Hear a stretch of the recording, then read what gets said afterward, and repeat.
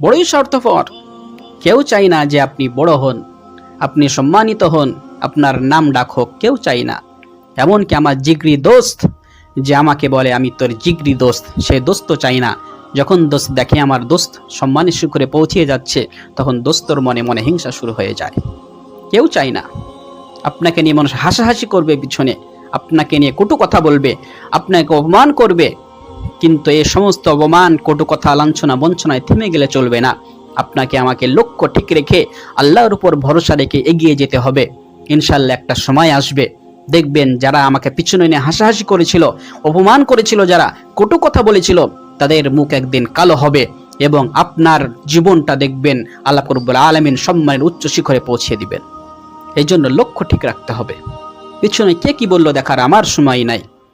যারা আমাকে নিয়ে ভাবছে তাদেরকে ভাবতে দিন, কারণ তাদের কাছে অনেক সময় আছে, কিন্তু আমার কাছে তো সময় নাই। আমাকে নিয়ে যারা ভাবছে তার মানে আমার তাদের কাছে কিছু না কিছু মূল্য আছে। আমাকে নিয়ে কিছু বলছে মানে কি আমার কিছু মূল্য আছে তাদের কাছে।